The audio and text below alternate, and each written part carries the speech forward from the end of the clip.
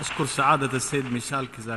I would like to thank His Excellency Michel Javier Bian, Chair of the Delegation of Gabon, and I give the floor to His Excellency Olof Skoog, Chair of the Delegation of Sweden, to deliver his statement.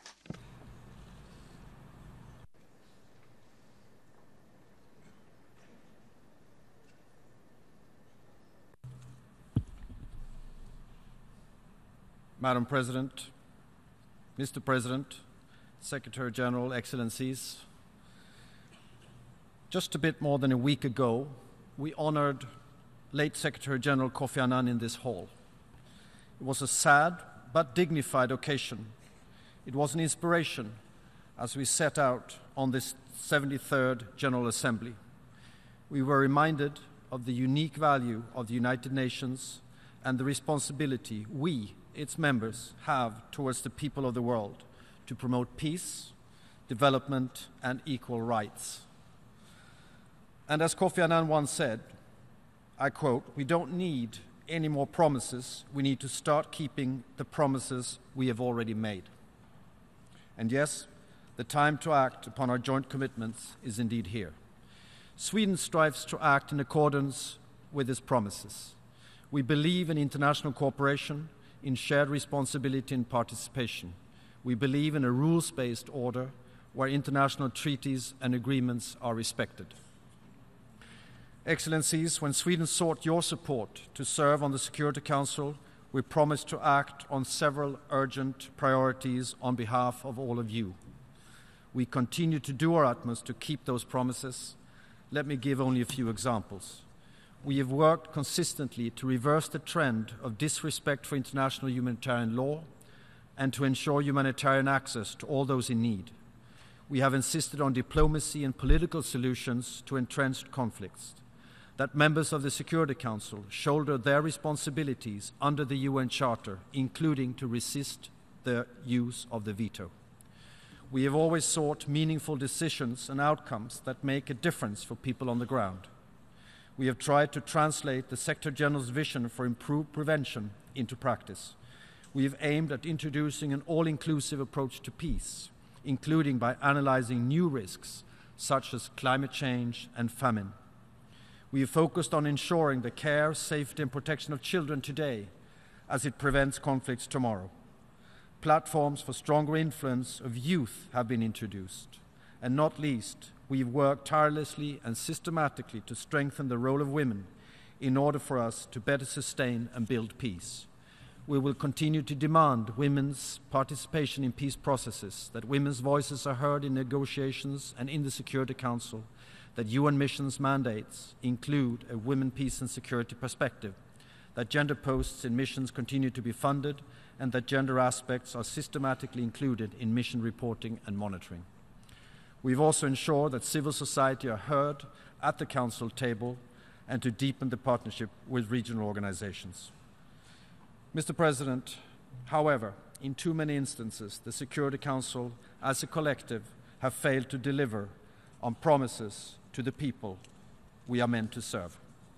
In Syria and Yemen, two of the worst humanitarian disasters of our time, humanitarian access is continuously denied and international humanitarian law blatantly disregarded. In Syria, a political solution to the conflict is long overdue. Horrendous crimes are being committed against the civilian population. We must work tirelessly to bring those responsible to justice, however long it may take. In Yemen, we have yet to see a full commitment by all to what the Security Council has clearly stated, that there can be no military solution. Instead of committing to a political process, we see an escalation of the conflict and a deterioration of an already horrific humanitarian situation. The suffering of the stateless Rohingya population of Myanmar continues.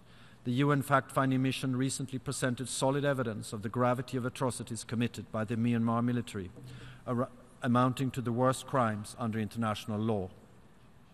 Since Myanmar systematically has failed to condemn, investigate and prosecute perpetrators, the international community must shoulder its responsibility and act to end impunity. The Rohingyas should be able to return voluntarily and in safety. The Kofi Annan plan be implemented and credible peace processes for the outstanding conflicts be pursued.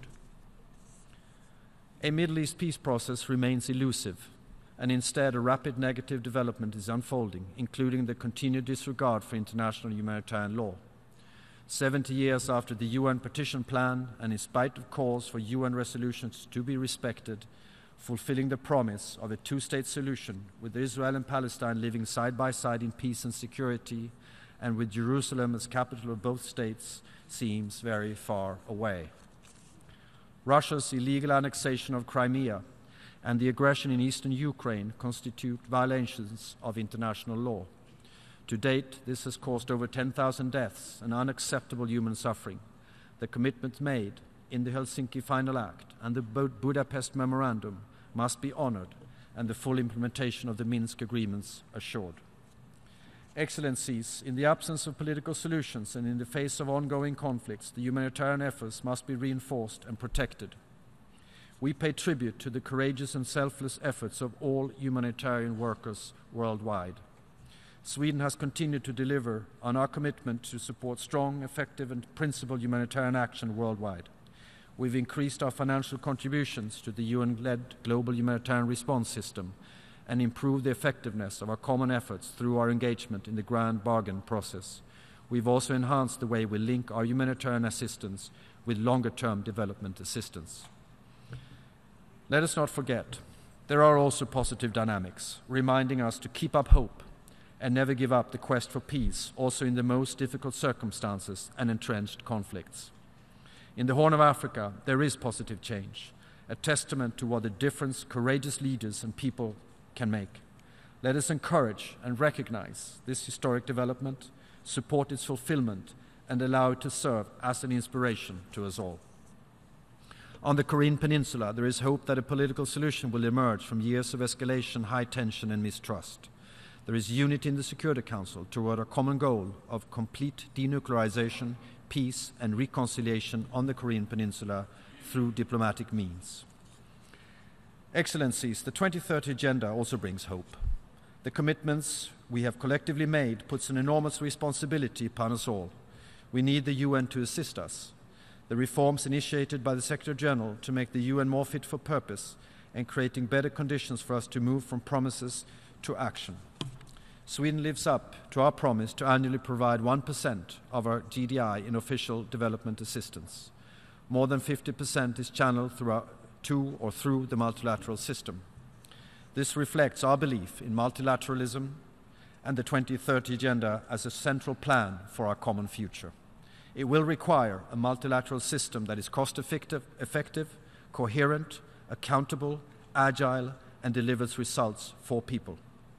The funding compact between the UN and its member states is a unique opportunity. We, the member states, need to improve the quality of our funding to the United Nations. Sweden have already taken steps by signing multi-year agreements of core support to UN Women, UNDP, UNICEF, UNFPA, the SURF, UNHCR, UNRWA, and WFP this year. Core funding is crucial for the independent delivery and efficiency of the development system. Mr. President, another global promise was made in Paris when we all agreed to seriously and urgently address climate change. The gap between current commitments and the required emissions reductions under the Paris Agreement is alarmingly large. The EU has made important progress towards reaching the targets, but we must all do more. Sweden has adopted a climate policy framework which establishes that Sweden will have net zero emissions in 2045. We've also taken a leading role in climate finance, and we remain firmly committed to our share of mobilizing the $100 billion annually by 2020. Excellency, this year marks the 20th anniversary of the adoption of the Rome Statute by which the International Criminal Court was established, a milestone for accountability. Political will and cooperation remain crucial for the court in carrying out its mandate. We will continue to honor our promise to support the court, its independence and impartiality. Sweden will also continue to stand up for the protection and promotion of human rights. There will be no development without security, nor security without development, and we will not enjoy neither without universal respect for human rights. Global forced migration remains a challenge to many countries, and more cooperation is needed to share the responsibility for the world's refugees. At the UN Summit on Refugees and Migrants on September 19, 2016, it was decided to work out two global frameworks, one on refugees and one on migration. These will increase the cooperation, accountability and structure to better manage the increasing refugee and migratory flows we see today. Excellencies, in his comprehensive and timely agenda for disarmament, the Secretary General clearly articulated that measures for arms control and disarmament play a critical role for the prevention of armed conflict. Groundbreaking international commitments have been reached. At the same time, the field of disarmament remains filled with broken and unfulfilled promises. We are witnessing a deeply worrisome nuclear renaissance, with vast modernizations of nuclear arsenals underway. Nuclear and non-nuclear weapon states should heed the call of the Secretary General to engage in dialogue and confidence building, aiming at reducing risks and breaking the stalemate plaguing disarmament diplomacy. The NPT framework is ideally suited for such efforts. Excellencies, how can we work towards fulfilling our promise to 50% of the world's population, who are women and girls? Sweden has focused on promoting equal access to rights, representation and resources. Women's voices cannot be ignored anymore. Women must be included everywhere, all the time, and at all levels. Global normative frameworks and international commitments on gender equality and human rights are increasingly under attack, especially sexual and reproductive health and rights. More needs to be done to combat sexual harassment and sexual violence everywhere, in workplaces and society at large. This pertains also to the UN system. The UN Zero Tolerance policy on sexual exploitation and abuse, as well as sexual harassment and assault, must urgently be turned into practice. We welcome the Secretary General's gender parity strategy that has made gender balance the new standard. Mr. President, we are about to close the high-level segment of this General Assembly.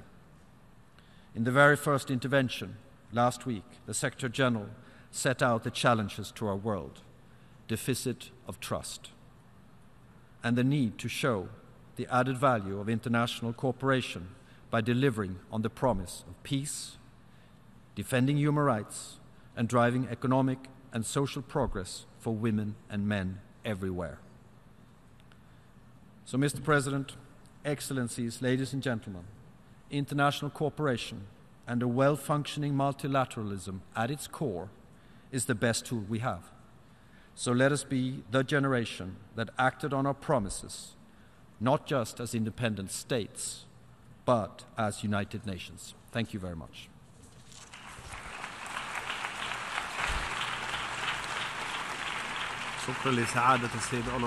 I thank His Excellency, Mr. Olof Skoog, the Chair of the Delegation of Sweden. I now have the honor to give the floor to His Excellency, the representative of the Delegation of Canada, Mr. Marc-André Blanchard.